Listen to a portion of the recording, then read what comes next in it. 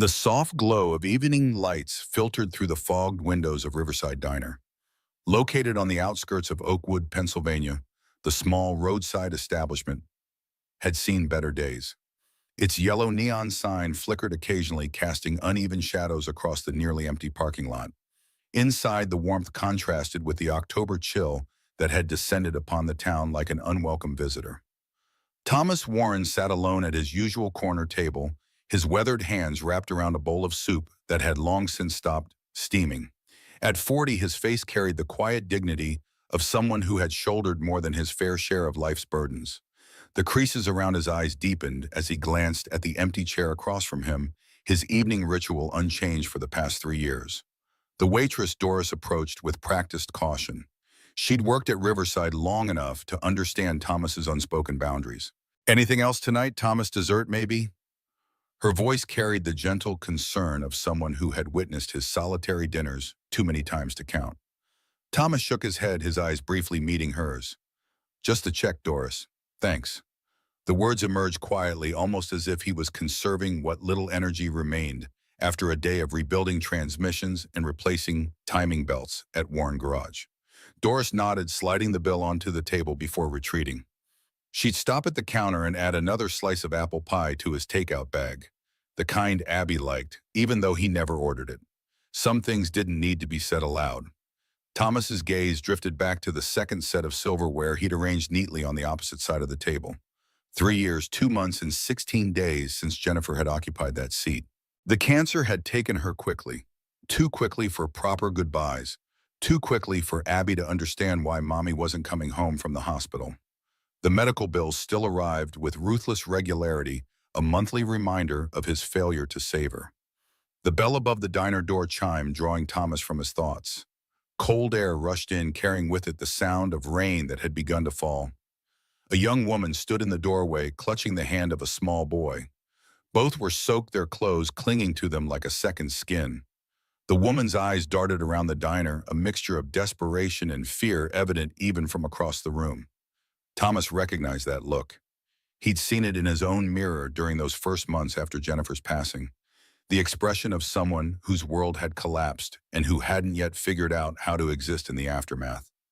The woman spoke quietly to her son, trying to smooth his rain-matted hair with trembling fingers. Her voice barely carried across the nearly empty diner. "It's okay, Samuel. We'll warm up and figure things out."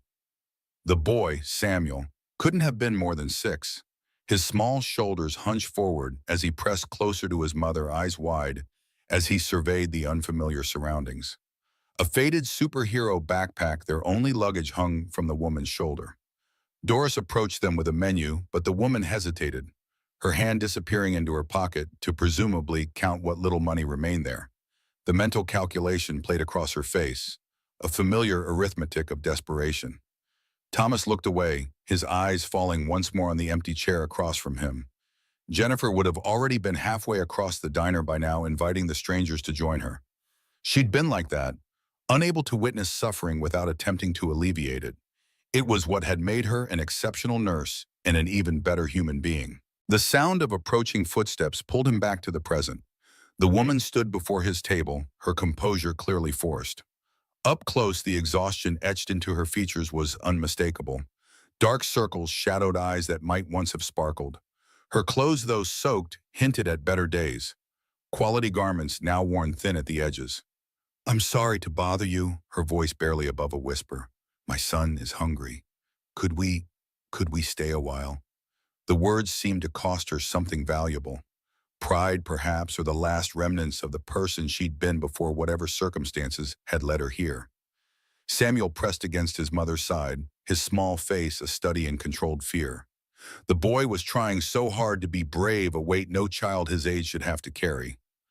Thomas felt something shift within him, a rusty door opening somewhere in his chest, without fully understanding why he found himself gesturing to the empty chairs. "Please sit down. No one should eat alone tonight." The relief that washed over the woman's face was palpable. "Thank you, I'm Hannah. This is my son, Samuel." She guided the boy into one of the chairs before taking the seat that had remained empty for over 3 years. Thomas nodded, suddenly uncomfortable with the breach in his routine. "Thomas Warren." He signaled to Doris, who approached with raised eyebrows.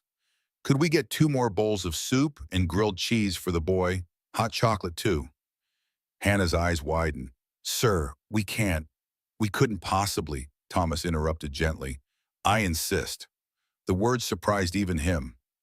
When was the last time he'd insisted on anything beyond being left alone with his grief? Samuel looked up at his mother, his face brightening for the first time. Can I really have hot chocolate, Mom? Hannah's voice cracked slightly. Yes, baby, you can. On the simple exchange revealed volumes about their recent history. Small pleasures had clearly become rare luxuries. The food arrived quickly. Samuel ate with the intensity of someone who hadn't seen a proper meal in days. Hannah tried to maintain some dignity, but her hands trembled as she lifted the spoon to her lips. The warmth of the soup brought color back to her cheeks, making her appear younger, less haunted. Thomas watched them eat, feeling like an intruder in his own ritual. The questions he should be asking remained unspoken. Where they had come from, where they were going, why they were alone and afraid on a rainy October night. But something in Hannah's posture warned him away from prying. Some stories needed time. When did you last eat? The question escaped before he could reconsider. Hannah hesitated, her spoon hovering midair. Yesterday morning, a gas station muffin. We split it. The statement was delivered matter-of-factly without self-pity, which somehow made it worse. Thomas felt his chest tighten. He knew hunger, the kind that came from stretching paychecks to cover mortgage payments and medical bills. But not like this. Not the hunger that drove someone to approach a stranger in a diner. Where are you staying tonight? He asked, already guessing the answer. Hannah looked down at her soup. We'll figure it out. Maybe the shelter downtown if they have space. Thomas knew that shelter. It was perpetually full, especially as the weather turned colder. And it wasn't safe. Not for a young woman, and certainly not for a child. The knowledge sat uncomfortably in his stomach. Samuel, oblivious to the weight of the conversation, laughed at something Doris had said as she refilled his hot chocolate. The sound startled Thomas, bright and unrestrained. It had been 3 years since he'd heard a child's laughter in this diner. It sounded like life itself, a counterpoint to the quiet death he'd been nurturing at this corner table. Hannah noticed Thomas glancing repeatedly at the second set of silverware, the untouched napkin, the empty chair that seemed to hold significance beyond its physical presence. Her eyes asked the question her lips didn't form. I was waiting for someone, Thomas finally offered. She's in heaven now. The table went quiet. Samuel, with the innocent wisdom only children possess, spoke softly. Maybe she's watching us eat together. My grandma's in heaven, too. Mom says she still sees us. Thomas felt something break inside him, not in the devastating way he'd grown accustomed to, but in a way that created space for something new. The sensation was foreign, almost forgotten. He looked at Hannah, truly seeing her for the first time. Your boy's smart. She smiled, a genuine expression that transformed her face, revealing the woman she might have been before fear became her constant companion. Too smart sometimes. When the meal ended, Thomas paid without discussion, leaving a generous tip for Doris. As they prepared to leave, Hannah's voice was barely audible. Thank you. We'll pay you back someday. Thomas shook his head. You already have. You reminded me why I'm still here. They didn't leave immediately. Thomas couldn't explain the words that came next. Perhaps it was the steadily worsening rain outside, or perhaps it was the way Samuel kept eyeing the dessert menu with poorly concealed longing. Stay a little longer. It's freezing out there. The invitation surprised him as much as it seemed to surprise Hannah. She hesitated, but Samuel was already settling back into his chair, the decision made. Doris appeared moments later with 3 slices of apple pie that Thomas hadn't ordered, but somehow knew would come. Samuel took a bite and his entire face lit up. Mom, it tastes like Grandma's. The simple pleasure in his voice made something in Thomas's chest ache. Hannah smiled again, this time with a hint of sadness. Grandma made the best puts. Past tense? Thomas asked gently. Hannah nodded. She passed 2 years ago. Stroke. She paused, the weight of memory visible in her expression. After that, things got harder. Thomas understood all too well how loss could unravel everything else, like pulling a single thread that somehow dismantled the entire fabric of existence. He didn't offer platitudes. They both knew the hollowness of "I'm sorry for your loss" when the loss had reshaped your entire world. They ate slowly as the diner emptied around them, leaving just them and the hum of the old refrigerator in the back. Samuel began to talk the way children do when they feel safe. He told Thomas about his favorite cartoon, about the frog he'd caught last summer, about how he wanted to be a firefighter when he grew up, because firefighters save people. Thomas found himself smiling, a small expression rusty from disuse but genuine. That's a good reason. Hannah watched Thomas carefully, noticing things with the heightened awareness of someone accustomed to evaluating potential threats. She saw how he listened to Samuel as if every word mattered, the way his eyes softened when her son laughed, the way he still occasionally glanced at that empty chair as if checking whether its former occupant would approve of these interlopers at his table. "You have kids?" she asked. Thomas pulled out his phone, showing her a photo of a little girl with dark curls and a gap-toothed smile. "A daughter, Abby. She's 9. Staying with my in-laws this week." "Does she look like you?" Thomas shook his head, pulling up another photo. "She looks like her mom." He turned the screen toward Hannah, revealing a woman with kind eyes and Jennifer's bright smile. Hannah saw the pain flicker across his face. "How long has it been?" 3 years, 2 months, 16 days. The precision of it revealed the depth of his counting, of his careful preservation of the time since. "I'm sorry," Hannah said, and unlike most who offered those words, her eyes conveyed genuine understanding. Thomas shrugged slightly. "Everyone's sorry, but sorry doesn't bring her back, so I just keep going. For Abby."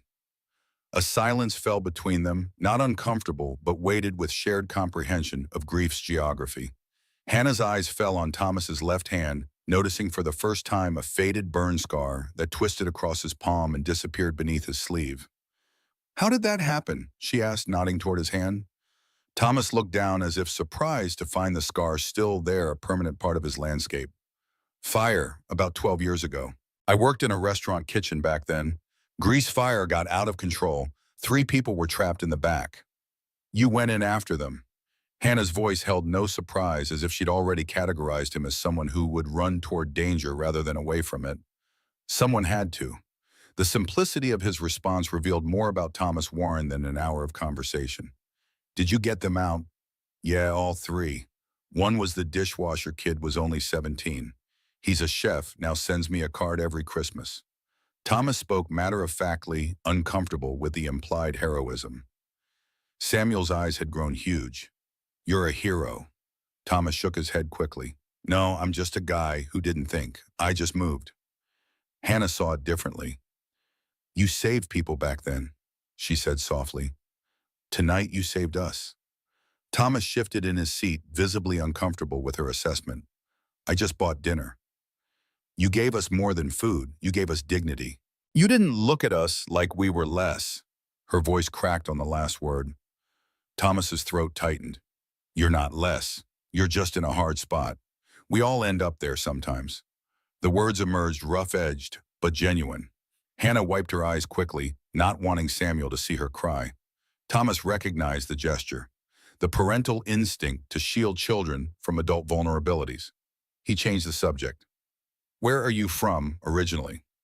"Ohio, small town you wouldn't know." Her response was deliberately vague, raising questions she clearly wasn't ready to answer. "What brought you here?" Hannah's face darkened. "I was trying to get away. Somewhere he wouldn't find us." "Your ex?" Thomas kept his voice neutral, making it a question rather than an assumption. She nodded once, a sharp movement that discouraged further probing. Thomas didn't push. Some stories needed to unfold in their own time, and he suspected Hannah's contained chapters no one should have to live through. Instead, he turned to Samuel. "What's your favorite subject in school, buddy?" The boy brightened immediately. "Reading, I'm on level 3. "That's great, you like stories." "Yeah, Mom reads to me every night." Samuel's innocent addition landed with unexpected force. "Even when we don't have a house." The guilelessness of the statement hit both adults like a physical blow. Hannah looked at Thomas, her expression a mixture of shame and defiance. "We've been staying in the car for 4 days. I lost my job 2 weeks ago, waitressing. The owner said I took too many sick days, but Samuel had the flu and I couldn't leave him. So he fired you for being a mom." Thomas couldn't keep the disgust from his voice. Hannah laughed bitterly. "Yeah, but it's reality." Thomas thought for a moment, an idea taking shape. "You looking for work?" desperately. But most places want references and address, she gestured vaguely. Things I don't have right now. Thomas pulled out his phone. My buddy owns a bakery 2 blocks from my garage. He's always looking for help. Early mornings, but good pay, and he doesn't ask questions. Hannah's eyes welled up. You'd do that. I'm doing nothing, just making a call. Thomas stepped outside, leaving Hannah and Samuel at the table. Through the window, Hannah watched him talking on the phone, gesturing occasionally before finally nodding with apparent satisfaction. When he returned, his expression had shifted from uncertain to resolved. You start tomorrow. 5 a.m. Marcus will train you. The simplicity of the statement belied its significance. Hannah couldn't speak. She covered her mouth with her hand, overwhelmed by this second act of kindness from a stranger. Samuel hugged Thomas's leg impulsively. Thank you, Mr. Thomas. Thomas crouched down to the boy's level. You're welcome, buddy. Take care of your mom, okay? She's pretty great. Samuel nodded with the seriousness of a child accepting an important mission. I know. She's the best. Thomas straightened and looked at Hannah, who still hadn't managed to form words. But you still need a place to sleep tonight. Hannah shook her head. You've done enough. We'll be fine. You'll freeze in that car. His tone brooked no argument. We have blankets. Hannah's pride was asserting itself, a fragile shield against overwhelming gratitude. Hannah, the way he said her name, firm but kind, stopped her protest before it fully formed. Let me help. Why? The question emerged as a whisper. You don't even know us. Thomas looked at the empty chair, then back at her. His next words emerged with the weight of hard-earned wisdom. Because someone should have helped me when I needed it, and no one did. I don't want to be that person. Would you have shared your table with a stranger? They left the diner together, stepping into the night that had turned crisp after the rain. Thomas walked them to his truck, a well-maintained Ford that had seen at least a decade of service. Get in, I'll drive you. Hannah hesitated at the passenger door. Drive us where? Thomas pulled out a set of keys, old brass worn smooth from years of use. I have an apartment. It's small, nothing fancy, but it's been sitting empty for 8 months. Why? Hannah's question contained multitudes. Because I couldn't let it go. It was our first place, mine and Jennifer's. Before Abby, before the house, before everything. The admission cost him something, but the price seemed worth paying. Hannah shook her head. Thomas, we can't. It's just sitting there collecting dust, costing me money every month. You'd actually be doing me a favor. They both recognized the falsehood for what it was, a way to preserve her dignity. That's not true, Tessie. Hannah's voice was quiet but certain. Maybe not, Thomas conceded. But it's warm and it's safe, and your boy needs sleep. As if on cue, Samuel yawned, already half asleep against Hannah's side. Hannah looked down at her son, then back at Thomas. The internal battle played across her features. I don't take charity. Thomas's voice was firm but gentle. Then don't call it that. Call it a trade. You bring life back into a place that's been dead too long. That's payment enough. Why are you doing this? The question contained equal parts suspicion and wonder. Thomas looked at her, really looked at her, his expression stripped of pretense. Because 3 years ago, when Jennifer died, I stood in a hospital parking lot at 2 a.m. with a screaming baby and no idea what to do. And a nurse I'd never met gave me her phone number, told me to call anytime, day or night. His voice cracked. And I did. Dozens of times. She saved me. I never got to thank her properly. She moved away. I lost the number. But I think about her every day. So maybe this is me paying it forward. Maybe that's how it works. Hannah was crying now, silent tears tracking down her face. I'll pay you back somehow. I swear. I know you will. Thomas's voice gentled. But not with money. Just be okay. That's enough. They drove in silence, the rhythmic swish of the windshield wipers marking time. The apartment was on the second floor of an old building in a modest neighborhood. The stairs creaked beneath their feet, and the hallway smelled of old wood and dust. Thomas unlocked the door, revealing a small space. One bedroom, a tiny kitchen, a couch that had seen better days. But it was clean, and as the heating system hummed to life, warm. Hannah walked in slowly, as if afraid the entire scene might dissolve if she moved too quickly. Samuel, now fully awake, whispered in awe, Is this ours? Hannah knelt beside him. For now, baby. For now. Thomas showed her how the heater worked where the hot water switch was temperamental, which cabinet held extra blankets. He opened the refrigerator. I'll bring groceries tomorrow. For tonight, there's canned soup in the cabinet crackers. Not much, but it's perfect. Hannah interrupted, her voice steady for the first time that evening. Thomas nodded, suddenly awkward now that the immediate crisis had passed. Hannah walked around the small living room, taking in details of a life paused. She stopped before a framed photo on the wall, and her breath caught audibly. The photograph showed a woman with warm eyes and a bright smile wearing scrubs with a hospital badge around her neck. Thomas? Hannah called, her voice strange. He looked up from adjusting the heater. What's wrong? Hannah's voice was barely a whisper as she pointed at the photo with a shaking hand. Your wife. What was her name? Jennifer? Jennifer Warren. Why? Hannah turned to him, tears streaming down her face again. But these were different. Shocked, wondering. 10 years ago, my mom had a stroke. We were on vacation, didn't know the area. Rushed her to County General. It was chaos. I was 19, terrified, alone. Her voice broke. And this nurse, your wife, she held my hand the whole time. 4 hours in the ER, she stayed with me even after her shift ended. She talked to me, calmed me down, helped me understand what the doctors were saying. Thomas couldn't breathe. The room seemed to tilt on its axis. She told me her name. I never forgot it. Jennifer Warren.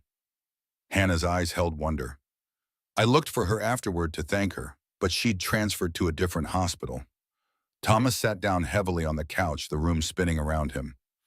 10 years ago, Jennifer had just started at County General. She'd come home that night exhausted, told him about a young girl who'd lost her mother, how scared she was, how Jennifer couldn't leave her alone. That was Jennifer. Always staying, always caring.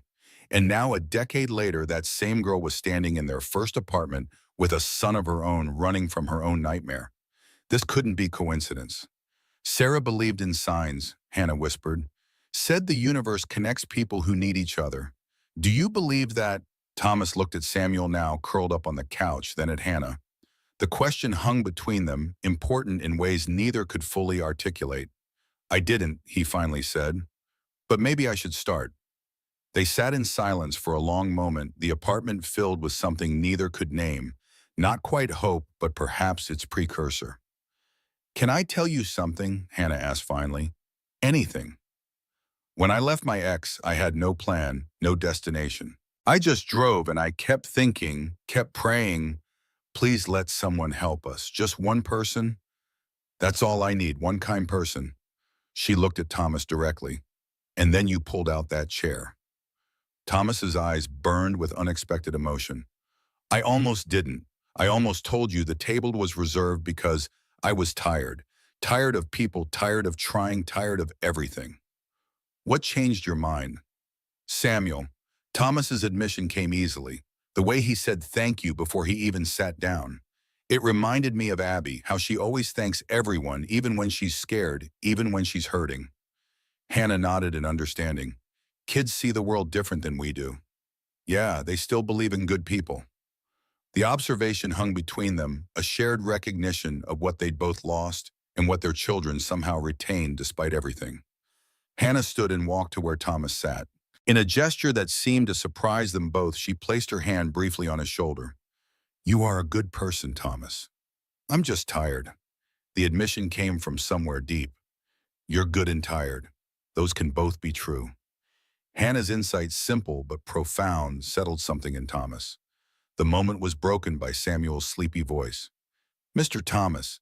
Thomas turned toward the boy. Yeah, buddy. Are you our guardian angel? Thomas's throat closed around any possible response. Hannah answered for him, her voice steady and certain. Yes, baby, he is. Samuel smiled and closed his eyes again, content with the answer. Thomas stood suddenly, needing space from the intensity of the moment. I'll come by tomorrow. Bring food check on you. Hannah walked him to the door. As he prepared to leave, she reached out and briefly grasped his hand.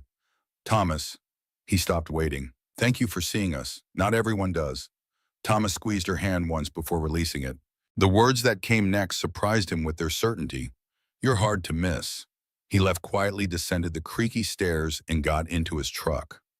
For the first time in 3 years, 2 months, and 16 days, Thomas Warren didn't feel alone. He felt like Jennifer was smiling somewhere, watching proud. He pulled out his phone and composed a text to his mother-in-law. "Bring Abby home tomorrow. I'm ready." Then he drove home, the radio playing softly. For once, he didn't turn it off. For once, the silence didn't hurt. Inside the apartment, Hannah tucked a blanket around Samuel's sleeping form.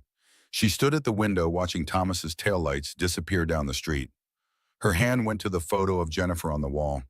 "Thank you," she whispered to the smiling woman in scrubs. "I'll take care of him too." She couldn't explain what had happened tonight, how a chance encounter in a diner had somehow created a lifeline where none had existed before. For the first time since fleeing Ohio, Hannah allowed herself to consider a future beyond mere survival. She thought about the bakery job waiting tomorrow, about Samuel having a warm place to sleep, about Thomas and his daughter Abby. Hannah didn't believe in miracles. Life had taught her that lesson too thoroughly. But maybe, just maybe, Jennifer Warren had been right about the universe connecting people who needed each other. Maybe sometimes a chair meant to stay empty could become a seat at a table none of them knew they were seeking. With that thought warming her more effectively than the apartment's aging heater, Hannah curled up beside her son and slept without fear for the first time in months. Dawn broke over Oakwood in shades of purple and gold, illuminating Hannah's path as she hurried toward Golden Crust Bakery. Her breath formed clouds in the chilly October air, hands tucked into the pockets of Jennifer's old jacket that Thomas had brought over last night along with groceries. The garment smelled faintly of lavender and motor oil, an odd combination that somehow provided more comfort than any designer perfume ever could.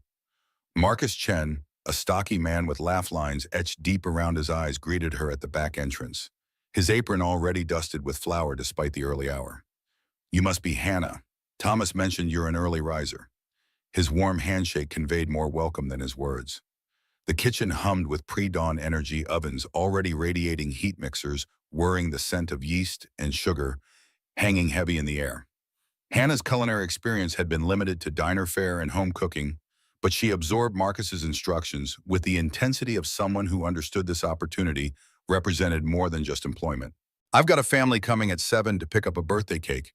Think you can handle frosting these cupcakes while I finish it?" Marcus gestured toward 24 naked chocolate cupcakes cooling on wire racks. Hannah's hands trembled slightly as she took up the piping bag. It had been so long since anyone had trusted her with anything. The weight of it pressed against her chest, both terrifying and exhilarating. She began piping delicate swirls, muscle memory from childhood baking, with her mother guiding her movements. Marcus paused his own work, watching her technique. "Thomas didn't mention you had experience." Hannah continued, piping, her confidence growing with each completed cupcake. "My mother owned a small catering business back in Ohio. I helped her through high school and college." "College? What did you study?" Marcus slid a tray of sourdough into the massive oven. "Pre-med. I wanted to be a doctor." The words emerged tinged with the particular melancholy of abandoned dreams. "What happened?" Hannah's hand stilled momentarily. "Life, choices, Robert." The progression summed up 8 years of gradual diminishment in 3 words. Marcus nodded, asking no further questions. His silence conveyed more respect than curiosity ever could. "Well, those cupcakes look professional. Want to learn how to make our signature cinnamon rolls?" By 8 o'clock, Hannah had mastered 3 recipes, served her first customers, and earned the approval of Marcus's assistant, Eliza, a college student whose initial skepticism had melted in the face of Hannah's willingness to learn. The morning rush kept her too busy to worry about Samuel, who Thomas had promised to check on before taking him to register at the local elementary school. "Take these." Marcus pressed a white bakery box into Hannah's hands as her shift ended. "Chocolate croissants, Thomas said they're Abby's favorite. She's coming home today." The box felt like a peace offering for a war Hannah hadn't realized she was part of. "Thank you for everything." "Thank Thomas. Known him since high school, never seen him stick his neck out like this for anyone. Whatever you did, you woke something up in him." Marcus wiped his hands on his apron. "See you tomorrow, 5 sharp." Hannah walked the 6 blocks to Thomas's garage, the bakery box, a fragrant reminder of her first successful morning. The building stood at the corner of Maple and Pine, a converted filling station with Warren Automotive painted in faded blue letters across the brick facade. The sound of metal against metal guided her around back, where she found Thomas beneath the raised hood of an ancient Chevy. He straightened at her approach, wiping grease-stained hands on a rag. His expression softened upon seeing her, not quite a smile, but a lessening of the weight he seemed to carry in the lines of his face. "How'd it go?" "Marcus offered me 4 shifts a week. Said he might need more help with holiday orders coming up." Hannah lifted the bakery box. "He sent these for Abby." "She'll be thrilled. My mother-in-law is bringing her by after school." Thomas hesitated, the rag twisting between his fingers. "I was wondering if maybe you and Samuel would join us for dinner tonight. Nothing fancy, just spaghetti at the house. Thought it might be good for Abby to meet you both." Hannah recognized the invitation for what it was, a careful integration of their unexpected connection into Thomas's carefully structured life with his daughter. "We'd like that. Samuel hasn't stopped talking about meeting Abby since you showed us her picture." The sound of small, running feet interrupted their conversation. Samuel burst around the corner of the garage, his face alight with excitement. "Mom, I'm registered for school. I start tomorrow. Mr. Thomas got me a backpack with dinosaurs on it." Mrs. Wilson, an elderly woman with silver hair and kind eyes, followed at a more sedate pace. "He's a wonderful boy, Hannah. We had a lovely morning together." She'd volunteered to watch Samuel while Thomas handled the school registration, a neighbor's kindness that Hannah still found disorienting after months of suspicion and isolation. "Thank you for watching him, Mrs. Wilson." Hannah knelt to examine Samuel's new backpack, her throat tight with gratitude. "Any time, dear. Thomas tells me you're working at Golden Crust now. Marcus makes the best sourdough in 3 counties. Mrs. Wilson patted Hannah's shoulder. "I'm just across the hall if you need anything." "Anything at all." Thomas watched the exchange, a shadow of memory crossing his features. "Jennifer always said we chose that apartment building because of Mrs. Wilson. Said she had the kindest eyes she'd ever seen." Mrs. Wilson's smile faltered slightly. "Your Jennifer was a special soul. I still miss our Sunday tea." An old blue sedan pulled into the garage lot, interrupting the moment. A woman with Jennifer's eyes and a more severe mouth emerged from the driver's side, her posture rigid as she opened the back door. Abby scrambled out, her dark curls bouncing as she launched herself toward Thomas. "Daddy!" Her small arms wrapped around his waist with the fierce desperation of a child who had learned too young that loved ones could disappear. "I missed you so much." Thomas lifted her, his expression transformed by a joy so naked it felt almost intrusive to witness. "I missed you more, Abby Cat. Did you have fun with Grandma and Grandpa?" Abby nodded against his shoulder. "Grandpa took me fishing. I caught 3 bass and named them all Thomas because they had grumpy faces like you in the morning." Hannah found herself smiling at the child's unguarded affection, even as she noted the cooling expression on her grandmother's face. The older woman approached with measured steps, her gaze cataloging Hannah Samuel and Mrs. Wilson with barely disguised suspicion. "Thomas?" Her greeting carried the weight of unasked questions. "I wasn't aware you'd be having company." "Ellen, this is Hannah Davis and her son Samuel." Thomas set Abby down, his hand remaining protectively on her shoulder. "And you know Mrs. Wilson from the building?" Ellen's smile remained firmly in place, though it never reached her eyes. "Of course! Lovely to see you again, Mrs. Wilson." Her gaze shifted to Hannah, assessment clear in every line of her face. "And nice to meet you, Mrs. Davis. How do you know my son-in-law?" The question carried implications Hannah wasn't prepared to address. "It's Miss, actually, and we just recently met. Your son-in-law has been very kind to us during a difficult time." Ellen's eyebrows rose fractionally. "Thomas has always had a soft heart. It was one of the things our Jennifer loved most about him." The emphasis on "our Jennifer" established clear territory. Hannah recognized the warning for what it was, a mother's protection of her dead daughter's place in this family, in this man's life. Thomas sensed the tension, his hand squeezing Abby's shoulder gently. "Hannah and Samuel are joining us for dinner tonight, Ellen. I'm making spaghetti. You're welcome to stay." Ellen's refusal arrived with practiced politeness. "I wish I could, but Richard is expecting me back. He's having trouble with his arthritis again." She knelt to kiss Abby goodbye, whispering something in the girl's ear that made her glance at Hannah with newfound wariness. After Ellen's departure, an awkward silence descended until Samuel approached Abby with the direct simplicity of childhood. "I like your shoes. They light up when you walk." Abby demonstrated with a small stomp, the lights in her sneakers flashing red and blue. Dad got them for my birthday. Do you want to see the treehouse behind the garage? Dad built it, but doesn't let me go up alone because he says I'm adventurous to the point of self-destruction. The children disappeared around the corner, their voices fading into excited chatter. Thomas watched them go, something like relief softening his features. Ellen means well. Jennifer was their only child. She's protecting her memory. Hannah understood territorial instincts all too well. I would do the same for Samuel. It's not a competition, though. Thomas closed the hood of the Chevy with a solid thunk. Jennifer would have been the first to help you. Ellen knows that. Does she? Hannah's question hung between them, heavier than its two syllables should allow. Thomas didn't answer directly. Let me finish up here. We can head to the house in about an hour. Hannah nodded, retreating to gather Samuel. As she rounded the corner of the garage, her phone vibrated in her pocket, an unknown number. She answered hesitantly, stepping away from where the children played.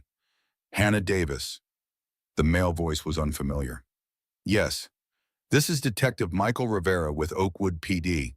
We received an alert from the Ohio State Police.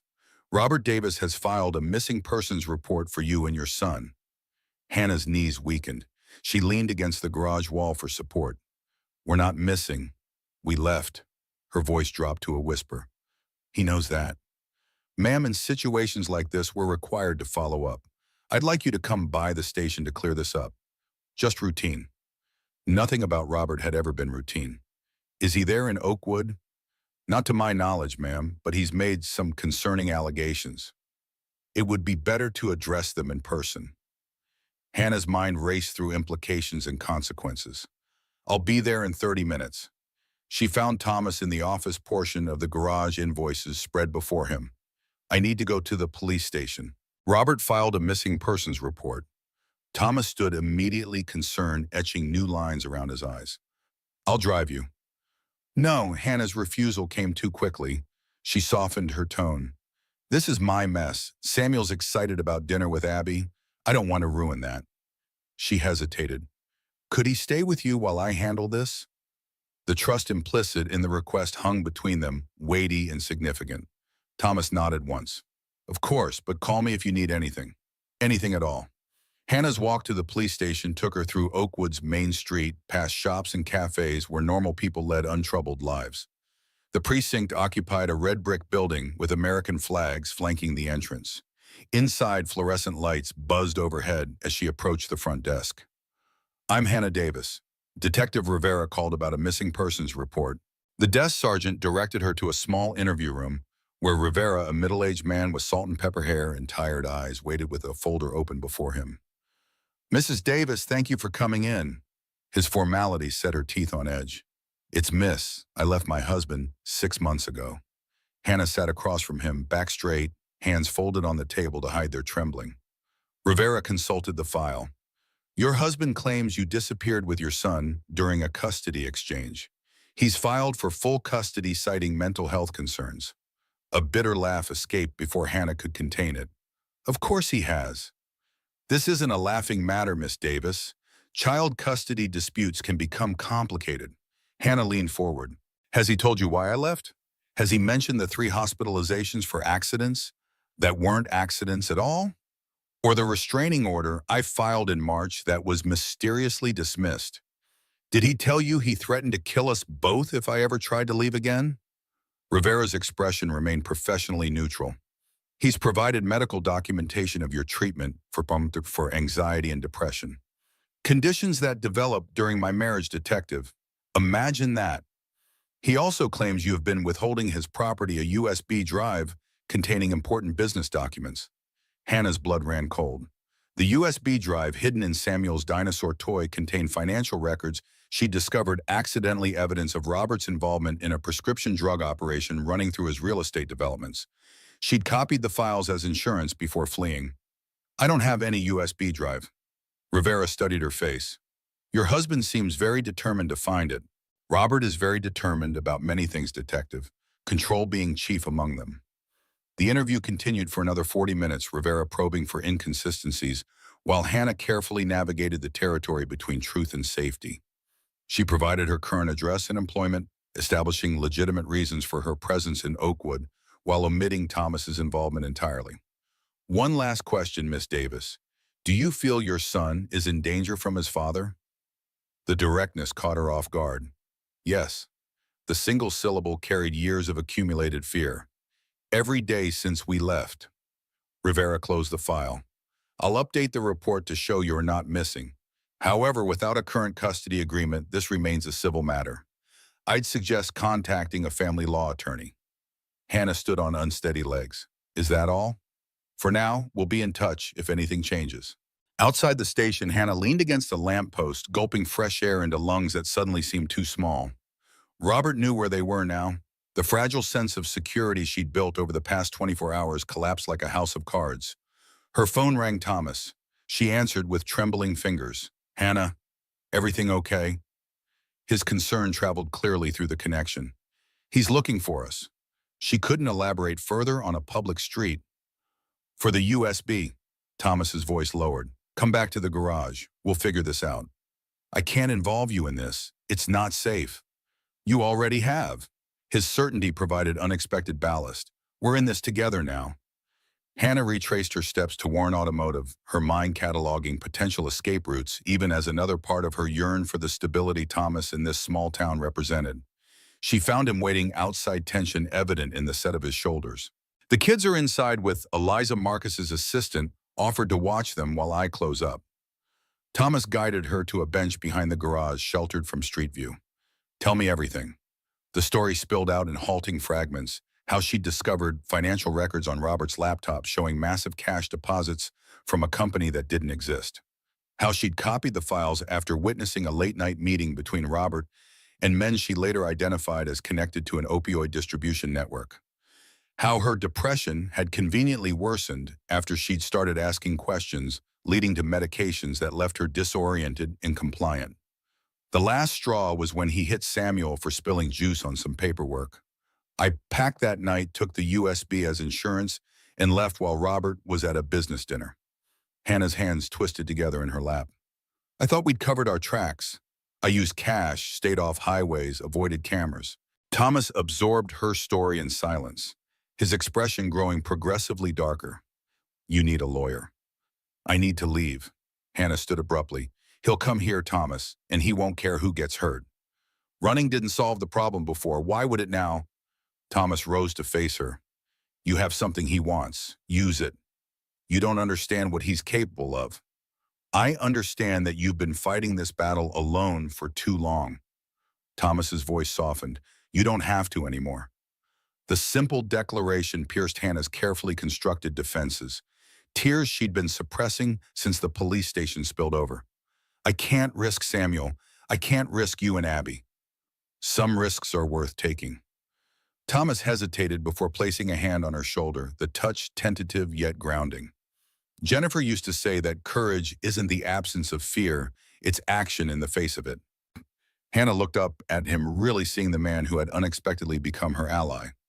The stoic exterior housed a depth of understanding she hadn't encountered in years. What would Jennifer say about harboring fugitives? She'd make up the guest room and ask what time dinner should be served. A ghost of a smile crossed his face. Jennifer believed in doing the right thing, consequences be damned. Sounds like someone who would hold a stranger's hand through the worst night of her life. Hannah wiped her eyes. I don't want about a pointer. Thomas nodded once decision made. Then you won't run, you'll fight, and you won't do it alone. In the garage office, they found Eliza supervising an impromptu art session. Samuel and Abby hunched over paper spread across Thomas's desk, crayons scattered between them. Abby looked up first, her dark eyes so like her mother's in the photographs, assessing Hannah with unnerving perception. Samuel says you're staying in Mom's old apartment. No preamble, just direct inquiry. Hannah nodded, uncertain how to navigate this conversation with a 9-year-old still grieving her mother. Just until we find our own place. Dad says Mom helped you once a long time ago. Abby's gaze remained steady. Is that why he's helping you now?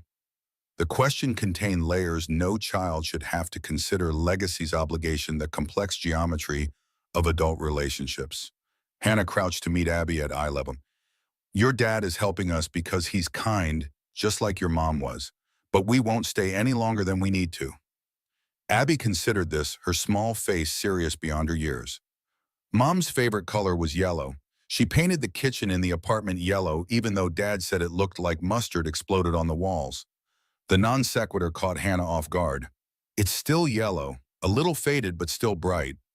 Something in Abby's posture relaxed fractionally. Good. She wouldn't want it changed. With that pronouncement, she returned to her drawing. Thomas watched the exchange with an expression Hannah couldn't quite decipher: pride, perhaps, or wonder at his daughter's resilience. He thanked Eliza, who departed with a knowing glance between Hannah and Thomas that suggested their connection had become a topic of local speculation. The drive to Thomas's home passed in comfortable silence, both adults lost in their thoughts, while the children chattered in the back seat. The house surprised Hannah, not the modest bungalow she'd expected, but a two-story craftsman with a wraparound porch and mature oak trees shading the yard. Thomas had mentioned he'd built it for Jennifer after Abby was born, his skills as a former contractor evident in the custom woodwork and thoughtful design. Inside the house reflected both Thomas's utilitarian nature and Jennifer's more whimsical influence. Practical furniture sat alongside colorful artwork and framed photographs. The spaces Jennifer had once occupied remained undisturbed. Her reading glasses still rested on a side table, a half-finished novel bookmarked beside them. Dinner preparation provided welcome distraction, with Samuel appointed official pasta tester and Abby demonstrating proper garlic bread technique with the seriousness of a television chef. Hannah found herself relaxing into the domesticity despite the cloud of Robert's reappearance hanging over her. They ate at the kitchen table, the conversation flowing with surprising ease. Samuel shared stories from their road trip that made even Thomas laugh, particularly his description of a roadside dinosaur museum where half the exhibits were anatomically inaccurate. The T-Rex had 3 fingers, everyone knows they have 2, Samuel demonstrated with his own hands, his indignation eliciting a giggle from Abby. Maybe it was a mutant dinosaur, Abby suggested. Like the X-Men, but prehistoric. Thomas watched the children's interaction with naked relief.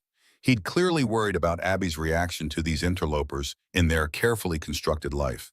Hannah understood she'd harbored similar concerns about Samuel becoming attached to temporary figures. Yet there was nothing temporary in the way Thomas chopped vegetables or helped Samuel reach the sink to wash his hands. Nothing temporary in how Abby showed Samuel her rock collection with the solemn importance of sharing treasure. The 4 of them moved around each other with increasing comfort, finding rhythms that suggested possibility rather than impermanence. After dinner, Thomas supervised bedtime for the children, Abby in her room upstairs, Samuel on the living room couch with an assortment of pillows and blankets that transformed the space into a fort. Hannah found herself in the kitchen, hands immersed in warm, soapy water, as she washed dishes with mechanical precision, her mind elsewhere. Thomas returned to find her still scrubbing a pot that had been clean for several minutes. They're asleep. Samuel didn't even make it through the second page of the story. Hannah nodded, not trusting her voice. The domesticity of the evening had awakened a longing she'd thought safely buried for normality, for safety, for a home where fear didn't permeate the walls. Thomas gently took the pot from her hands. You're going to scrub right through the bottom. Sorry, force of habit. Hannah dried her hands, avoiding his gaze. Robert was particular about how dishes were done. Robert sounds like an absolute delight. The dry observation startled a laugh from Hannah. Thomas hung the dish towel precisely on its hook. I called Marcus earlier. He knows a lawyer, Catherine Monroe. She specializes in domestic violence cases. She can see you tomorrow at 10. Hannah stiffened. I can't afford a lawyer. Marcus already arranged it, pro bono at least initially. Thomas held up a hand to forestall her protest. Before you argue about charity, remember that USB drive is leverage. Use it. It's not that simple. Those files implicate people with resources and connections. Once I reveal what I have, we lose our only protection. Thomas considered this, leaning against the counter. Then we need to be strategic. Meet with Catherine first. Figure out a legal approach to the custody issue, then decide how to handle the evidence. Hannah couldn't help but notice his continued use of the plural. Unless you'd rather tackle the Ohio criminal underworld alone. His attempt at levity fell flat. Yes, I'm involved now, whether you like it or not. Hannah looked around the kitchen at the refrigerator covered in Abby's artwork, the worn wooden table where a family had shared thousands of meals, the space Jennifer had once ruled with yellow walls and laughter. I never wanted to drag anyone else into this mess. You didn't drag me anywhere. I offered you a chair, remember? Thomas's voice gentled.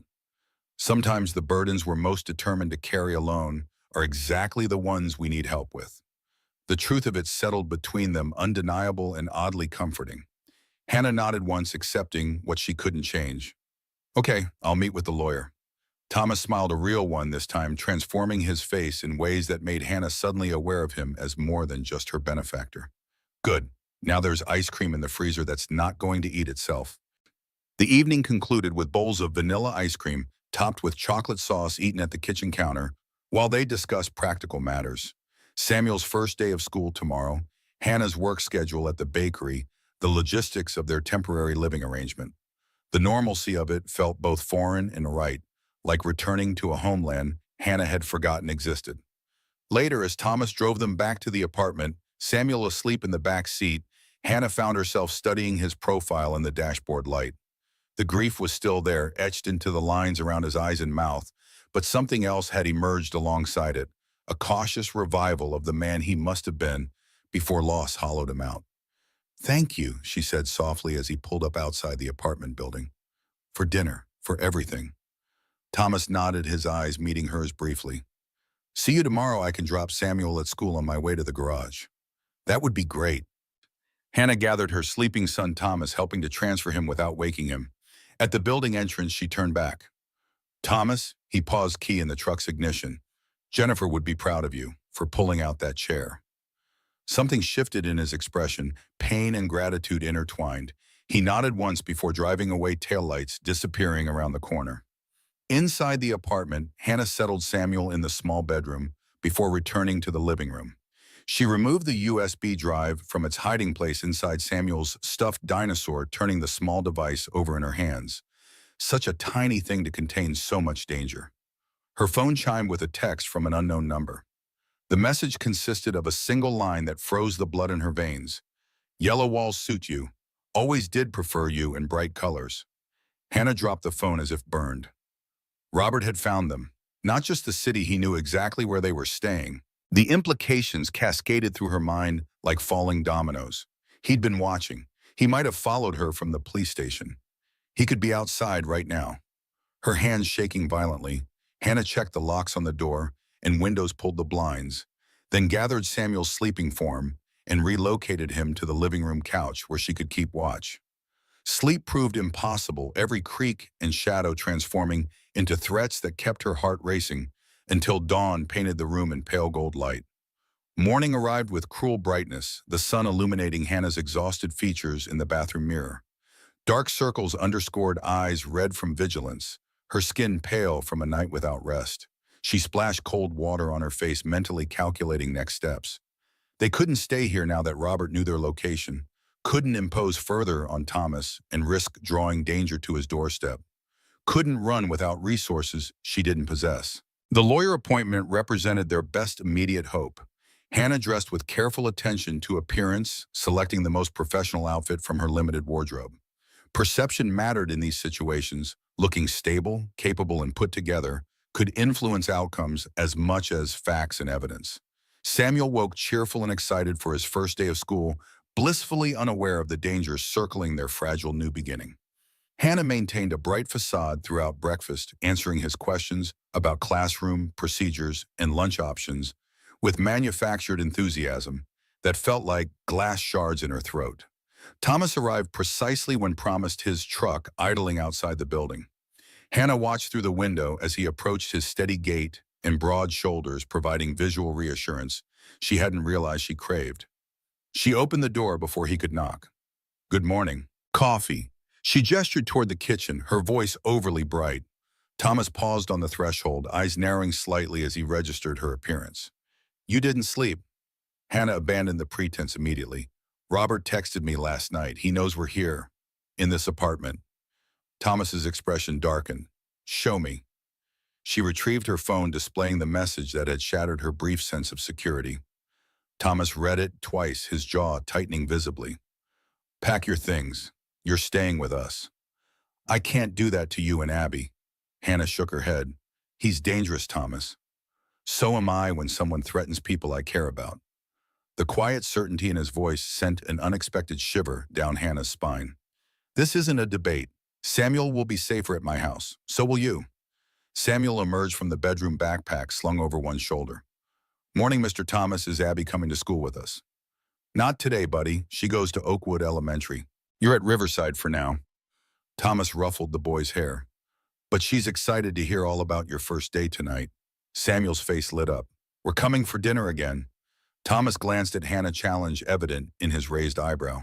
She sighed, recognizing when she was outmaneuvered.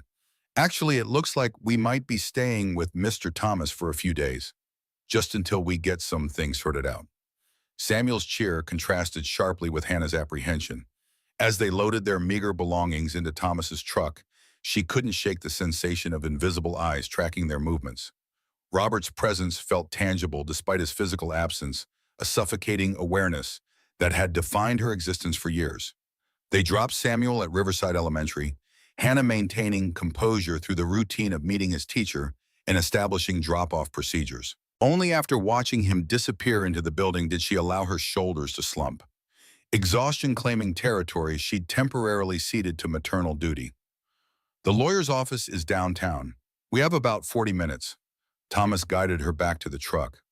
Tell me everything you know about Robert's connections here in Oakwood. Anyone he might have contacted, any properties his company owns, any reason he might have been familiar with this area before. Hannah considered the question. His development company, Davis Properties, expanded into Pennsylvania last year, mostly commercial real estate along the I-76 corridor. I don't know specifics, but he mentioned projects in the greater Pittsburgh area. Oakwood's 3 hours from Pittsburgh. Distance doesn't matter to Robert when he wants something. Hannah stared out the window at the passing storefronts. He has resources, Thomas. Money, connections with people who don't follow rules or respect boundaries. Thomas drove in silence for several blocks, his expression contemplative. Finally, he spoke. I grew up here. My father worked that garage for 40 years before me. I know every back road, every building, every family worth knowing. This is my territory, not his. The quiet confidence in his assertion provided more comfort than it should have. Hannah had learned the hard way that protection was often temporary, conditional, and ultimately unreliable.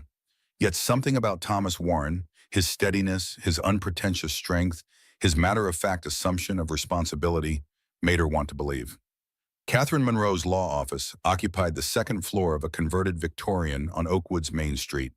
The attorney herself presented a stark contrast to her quaint surroundings, sharp-featured and precise, in a charcoal suit with silver-streaked black hair pulled into a severe bun.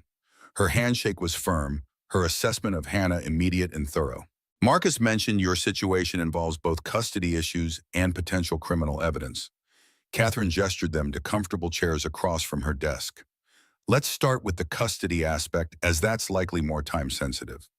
For the next hour, Hannah detailed her marriage, the progression of Robert's controlling behavior, the incidents of physical abuse, and her concerns regarding Samuel's safety. Catherine took meticulous notes, interrupting occasionally with pointed questions that revealed her experience with similar cases. Ohio is generally favorable towards shared custody arrangements, even in cases involving allegations of domestic violence. Catherine's directness was somehow more comforting than false reassurance would have been. However, documentation is critical. You mentioned in hospital visits, do you have records? Hannah nodded. In a storage unit in Columbus. I kept copies of everything, including photos of injuries and voice recordings from the worst incidents. Good. Regarding the USB drive and potential evidence of criminal activity, that's more complicated.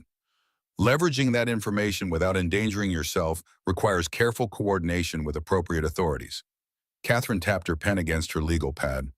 I have contacts in the federal prosecutor's office who handle drug trafficking cases. With your permission, I'd like to discuss your situation with them anonymously at first. Hannah hesitated, glancing at Thomas. He had remained a silent, supportive presence throughout the interview, absorbing information without judgment. His slight nod bolstered her resolve. Yes, whatever it takes to keep Samuel safe. Excellent. Now for immediate protective measures. Catherine's efficiency was reassuring. I'll file for an emergency temporary custody order today. Given the circumstances, and Robert's recent contact, we have grounds for a temporary restraining order as well. Hope flickered tentatively in Hannah's chest. How long will that take? The paperwork will be filed by this afternoon. Enforcement is the bigger challenge. Catherine's gaze shifted to Thomas. Mr. Warren, I understand Hannah and her son are currently staying with you. Thomas nodded, his expression revealing nothing. While I commend your generosity, you should be aware this potentially places you and your daughter in a complicated position. Robert Davis sounds like a man who doesn't respect boundaries. I'm aware of the risks.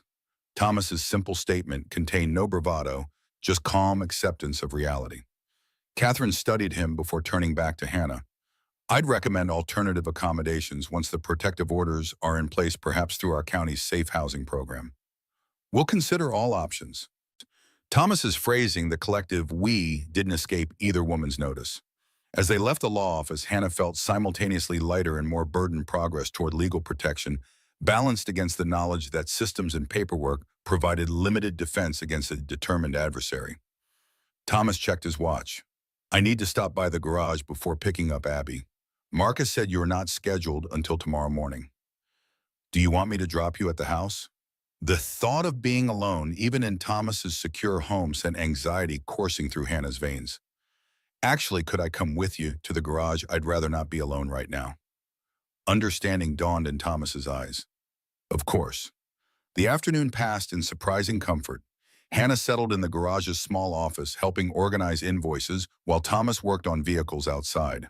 The mechanical sounds provided soothing background noise as she sorted paperwork, discovering a talent for organization that impressed even Thomas when he came to check on her. You've got a system going already. He surveyed the newly arranged filing cabinet with appreciation. Hannah shrugged. It's similar to how medical records are organized. File by date, cross-reference by service, type color code for follow-ups. Med school training showing through. I guess some skills stick around even when dreams don't. She closed a drawer with finality. I should pick up Samuel. What time does school dismiss? 3:15. We've got about 20 minutes. Thomas hesitated. Hannah, about what Catherine said, the safe housing program. Maybe she's right. Hannah stiffened. You want us to leave? I want you to be safe. Both of you. Thomas ran a hand through his hair, a rare gesture of uncertainty. I promised to help, and I meant it. But I need to consider Abby, too. The rational part of Hannah acknowledged the validity of his concern. The part still raw from Robert's text message felt the familiar sting of rejection. Of course, I understand. We'll look into it tomorrow. Hannah, Thomas's voice stopped her retreat. I'm not asking you to leave today or even tomorrow. I'm asking you to consider all options, including ones that might be safer for everyone in the long run. She nodded, not trusting her voice. The fragile connection they'd forged seemed suddenly tenuous, a temporary arrangement rather than the foundation it had begun to feel like. The school pickup line provided welcome distraction, Samuel emerging from the building with excited chatter about his new class, new friends, and the library books he'd borrowed. His happiness provided momentary respite from the darker concerns shadowing Hannah's thoughts. They collected Abby next her school located across town. Unlike Samuel's exuberant exit, Abby emerged with measured steps, her expression serious, until she spotted Thomas waiting. Only then did her face transform, years falling away as she ran to him. Dad, I got picked for the science fair team. Her excitement bubbled over as she climbed into the truck. We're building a model ecosystem with real plants in isopods. That's the scientific name for roly-poly bugs. That's fantastic, Abby Cat. Thomas's pride shone through his usual reserve. You've been wanting to join since last year. Abby nodded before noticing Hannah and Samuel in the back seat. Her enthusiasm dimmed slightly. Oh, hi. Hey, Abby. Samuel leaned forward eagerly. I got to use a real microscope at school today. We looked at onion cells, and they had these walls that looked like building blocks. Abby's interest visibly piqued. Cell walls. Plants have them, but animal cells don't. Did you see the nucleus? It's like the cell's brain. The children's conversation quickly escalated into enthusiastic scientific discussion that continued all the way to Thomas's house. Hannah watched their interaction with mixed emotions. Joy at Samuel's easy adaptation and budding friendship with Abby, concern that these connections would inevitably be severed when circumstances changed. At the house, Thomas directed the children to homework while he and Hannah prepared dinner. They moved around each other with surprising coordination, Hannah chopping vegetables while Thomas seasoned chicken for roasting.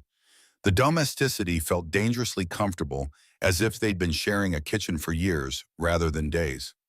Samuel seems to be adjusting well. Thomas slid the pan into the oven.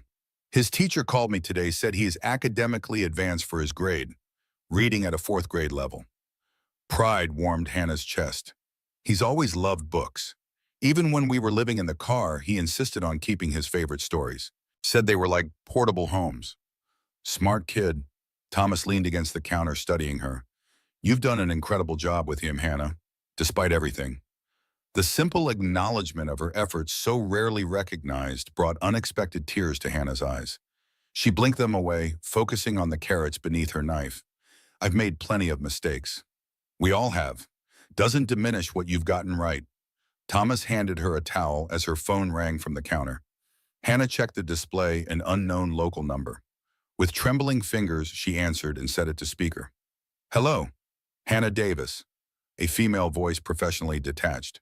Yes, this is Gloria Ramirez from Riverside Elementary. There was an incident this afternoon just after dismissal. A man attempted to sign Samuel out, claiming to be his father. When questioned, he became agitated and left the premises. As per your custody documentation, we didn't release Samuel, but I wanted to make you aware immediately. Hannah's vision tunneled the kitchen, receding to a distant point as panic surged. Did he, Samuel?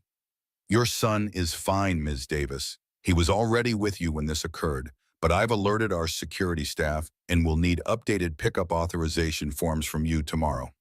Thomas placed a steadying hand on Hannah's shoulder as she struggled to form coherent thoughts. Was there a name given, a description? The man identified himself as Robert Davis, mid-30s, well-dressed, driving a black Audi SUV with Ohio plates. Our security cameras captured images that I've forwarded to the address on file. Thank you. Hannah ended the call, her phone slipping from nerveless fingers to clatter on the counter. He's here. He tried to take Samuel. Thomas's expression hardened. I'm calling Catherine, then the police. He reached for his own phone, punching in numbers with controlled precision. Stay with the kids. Don't answer the door. Don't look outside. Hannah nodded mechanically, moving toward the living room where Samuel and Abby sat at the coffee table, homework spread before them, blissfully unaware that their fragile peace had already been breached. The remainder of the evening passed in a blur of police reports and security arrangements. Officer Rodriguez arrived to take statements and review the school's security footage, which clearly showed Robert attempting to remove Samuel from school. Catherine called to confirm the emergency custody order had been granted, with a temporary restraining order to follow tomorrow.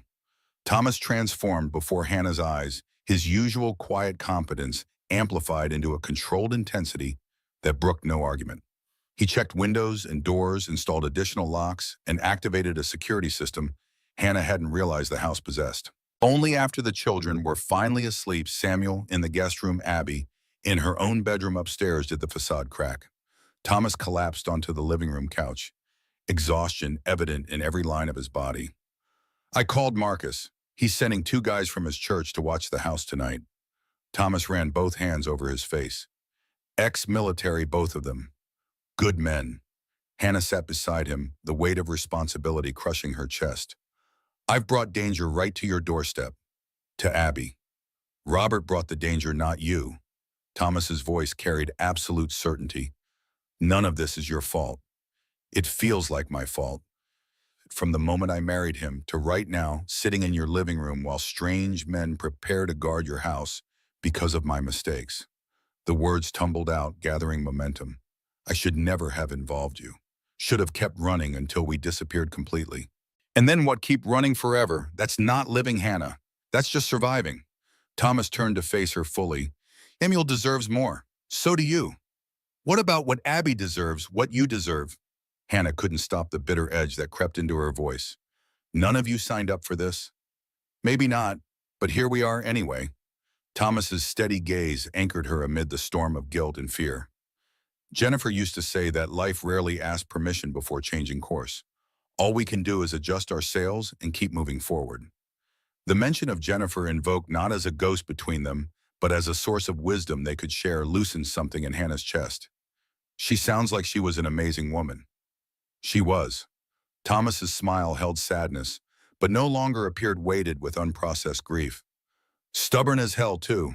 Would have taken Robert apart with her bare hands for threatening a child. Hannah found herself smiling despite everything. I would have paid to see that. Me too. Thomas checked his watch. Marcus's friends should be here soon. You should try to sleep. Tomorrow's going to be challenging. Hannah nodded, though the prospect of sleep seemed remote with danger circling so close. She rose to leave, pausing at the threshold. Thomas, he looked up, eyebrows raised in question. Thank you for not sending us away, for protecting us like we're... She trailed off, uncertain how to characterize what they had become to each other in such a short time. Family. Thomas supplied the word, hanging between them with unexpected weight. Hannah nodded, unable to speak past the sudden tightness in her throat. Get some rest, Hannah. Thomas's voice gentled. We'll face tomorrow together. Later, lying in the darkness of the guest room with Samuel's steady breathing beside her, Hannah stared at the ceiling and contemplated that word, family. How easily Thomas had offered it, how perfectly it seemed to fit the connections forming between them, despite the circumstances that had brought them together. She thought of Jennifer's yellow kitchen walls, of Abby's science fair excitement, of Thomas checking locks with the fierce protectiveness of someone defending his own. She thought of Samuel laughing with Abby over homework, of the way he'd begun to flourish just in these few days of stability and safety. Hannah's hand drifted to the USB drive still hidden in her pocket, the key to their freedom and potentially their destruction. Tomorrow would bring difficult decisions about how to use it, what risks to take, what prices to pay for security. But for tonight in this house guarded by strangers who had become allies, Hannah allowed herself to consider a future beyond survival. A future that included yellow walls and dinner conversations and people who pulled out chairs for strangers because it was the right thing to do. For the first time since fleeing Ohio, Hannah slept without fear, wrapped in the protective embrace of what might, against all odds, be becoming a home. This reminder seems irrelevant to our technical writing collaboration, so I'll continue as normal. Dawn painted the eastern sky in crimson and gold as Hannah stood at Thomas's kitchen window, coffee mug warming her palms. James and Pete remained vigilant on the porch, their quiet conversation occasionally drifting through the screen door. Throughout the night, they'd maintained their watch with military precision, their professionalism both reassuring and unsettling. Thomas entered silently, his presence announced only by the subtle shift in the room's atmosphere. Showered and dressed for the day, the scent of soap and motor oil following him like a signature. Any sign of trouble? Quiet night, too quiet almost. Hannah sipped her coffee, disguising the tremor in her hands. That's Robert's specialty, making you wait, making you doubt yourself. Thomas poured coffee, the ceramic mug looking oddly delicate against his weathered hands. Catherine called. The restraining order was granted. She's bringing the paperwork to the garage this morning. A legal shield existed now, flimsy protection against a man who had never respected boundaries. Hannah set down her mug with quiet determination. I'm turning over the USB drive today to Catherine's federal prosecutor contact. Thomas studied her, face expression neutral. You're certain? As long as Robert believes I have it, he'll keep coming. Using it is our only path forward. Hannah met his gaze steadily. I've been hiding long enough. A noise from the doorway interrupted their conversation. Abby in rumpled pajamas, dark curls forming a chaotic halo around her sleep-softened face. She glanced between the adults with the heightened perception of children who've learned to read emotional undercurrents. Is something bad happening? Thomas knelt to her, level voice gentle. Some grown-up problems we're working on. Nothing for you to worry about. Abby's skeptical expression revealed she found this assessment lacking. Is it about Samuel's dad, the one who tried to take him from school? Hannah joined them, crouching beside Thomas. Yes, it is. Samuel's dad isn't a good person. He's trying to make us go back with him, but we don't want to. Because he hurt you. Abby's statement carried no question, just simple certainty. Hannah swallowed hard. Yes, and I'm worried he might hurt Samuel too. Abby considered this with solemn deliberation. My friend Zoe's mom was hurt by her dad. They lived in a special house with other moms and kids until the police made him stop. Is that happening now? Thomas and Hannah exchanged surprised glances at the child's matter-of-fact understanding. Something like that, Thomas confirmed. Hannah is being very brave, just like Zoe's mom. Abby's small hand touched Hannah's arm. Dad will help. He fixed Mrs. Henderson's fence when those high school boys broke it. He didn't even tell their parents as long as they helped rebuild it. He's good at fixing broken things. The simple faith in her father's abilities brought unexpected tears to Hannah's eyes. She blinked them away before Abby could notice. That's why we're here. Your dad is helping us fix some broken things. Abby nodded, satisfied with this explanation. Can I wake up Samuel? I want to show him my science project before breakfast. After Abby dashed toward the guest room, Thomas turned to Hannah. Kids understand more than we realize, and accept things adults would question. Hannah straightened, her decision solidified after Abby's innocent endorsement. I need to call Catherine, let her know I'm ready. The morning progressed with tense efficiency. Breakfast for the children, last-minute homework checks, careful school drop-offs with James for providing security. Hannah rode with Thomas to the garage afterward. The USB drive awaited presence in her pocket. Catherine arrived precisely at 9, accompanied by a man whose unremarkable appearance belied the authority in his bearing.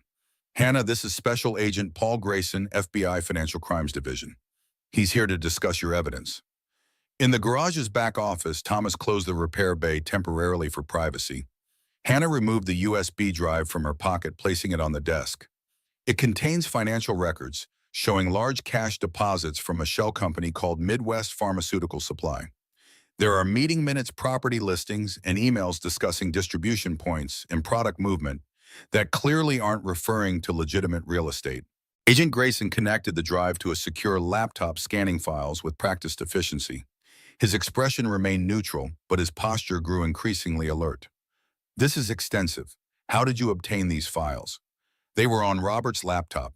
He left it open after drinking too much at a company dinner. I saw figures that didn't match anything in the official accounts. Hannah's hands twisted in her lap.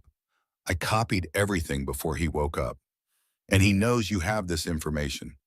Yes, it's why he's so desperate to find us, not because he wants his family back, but because he needs to contain the damage. Hannah glanced at Thomas, drawing strength from his steady presence. Robert's properties are being used as distribution points for prescription drugs diverted from legitimate supply chains across 3 states. Agent Grayson nodded. Based on my review, you're correct. This appears to be evidence of a significant operation moving controlled substances through commercial real estate channels. He addressed Hannah directly. Ms. Davis, I won't sugarcoat this. Your testimony combined with these records could be instrumental in building a case against a substantial narcotics trafficking operation. However, your involvement would not remain confidential. Your ex-husband would know you provided this evidence. The implications hung heavy in the small office. Catherine leaned forward, protective instincts evident. What protections can you offer my client? Witness security is a possibility depending on how the case develops and the level of threat assessed. Grayson's gaze remained steady on Hannah. But I need to be clear, that would mean relocation, new identities, severing all connections to your current life. The room seemed to tilt as Hannah absorbed the enormity of the choice before her. Witness protection would mean safety, but at the cost of their tentative roots in Oakwood. No more Golden Crust Bakery, no more friendship between Samuel and Abby, no more Thomas. I need time to think. Hannah's voice sounded distant to her own ears. This affects my son's entire future. Of course, Agent Grayson handed her his card. We'll secure the evidence and begin preliminary investigation based on what you've provided. When you're ready to discuss next steps, call me directly. After the agent departed with the USB drive, Catherine remained to discuss the practicalities of the restraining order and custody arrangement. The emergency order grants you full temporary custody with no visitation for Robert until a formal hearing scheduled 2 weeks from today. And if he violates the restraining order, Thomas asked what Hannah couldn't, he'll face arrest and criminal charges. But Catherine hesitated, professional demeanor momentarily slipping to reveal genuine concern. These orders are only as effective as the enforcement behind them. You should maintain all security precautions. After Catherine left, silence settled over the garage office. Hannah traced grain patterns in the wooden desk with her fingertip. Witness protection would mean leaving everything behind, starting over, again. Thomas leaned against the filing cabinet, arms crossed. It would keep you safe. Would it? Or would it just be another form of running? Hannah looked up, searching his face for answers neither possessed. Samuel's thriving here. For the first time in years, he's just being a kid making friends excited about school, not constantly looking over his shoulder. And are you thriving too? Thomas's question cut to the heart of her dilemma. Hannah considered the past week the work at the bakery, leveraging long-dormant skills, the growing ease between herself and Thomas, the community that had embraced them despite their sudden appearance. I'm starting to remember who I was before Robert, who I could be now. Thomas nodded, understanding, flowing between them without elaboration. Then we fight here, on ground we choose. We. The plural pronoun still startled her with its implication of shared purpose. This isn't your battle, Thomas. It became my battle the moment you sat at my table. Thomas straightened with quiet resolve. Let's get back to work. We've got cars to fix and a strategy to develop. The remainder of the morning passed in focused activity, Thomas attending to scheduled repairs, while Hannah organized invoices and answered calls. The mundane task provided welcome distraction from weightier decisions looming on the horizon. At noon, Marcus arrived with lunch and troubling news. Robert Davis reserved a room at the Oakwood Inn yesterday. Marcus set down paper bags containing sandwiches. My cousin works maintenance there. Davis has been asking questions about local real estate, specifically properties near the highway interchange. Thomas unwrapped his sandwich with methodical precision, establishing a business reason for being here. Smart. He also asked about Warren Automotive by name. Marcus's expression darkened.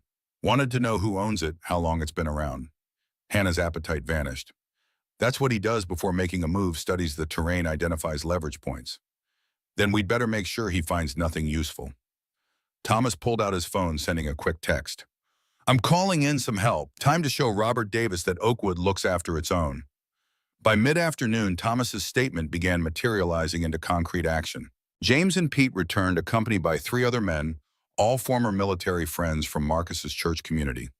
They arrived in work clothes, tools in hand, ostensibly helping with the garage projects, while actually establishing a security presence. Mrs. Wilson appeared with Jennifer's mother, Mrs. Chen. The unexpected arrival of Thomas's mother-in-law sent a jolt of anxiety through Hannah, but the diminutive woman's expression held no hostility. You're the young woman Jennifer helped years ago. Mrs. Chen studied Hannah with knowing eyes. My daughter believed kindness creates endless ripples. I see she was right. Before Hannah could respond, Mrs. Chen continued, We're taking the children to my house after school. Richard installed a new security system, and the backyard is fully fenced. They'll be safe there while you deal with this situation. The coordinated support forming around them left Hannah momentarily speechless. These people barely knew her, yet they were mobilizing resources and rearranging lives to protect her and Samuel. The stark contrast to the isolation Robert had engineered throughout their marriage brought tears to her eyes. Thank you. The simple phrase felt woefully inadequate. Mrs. Chen patted her arm with surprising strength. Family helps family dear, even family we didn't know we had. As afternoon faded toward evening, Catherine called with news that sent ice through Hannah's veins. The restraining order has been served to Robert at the Oakwood Inn.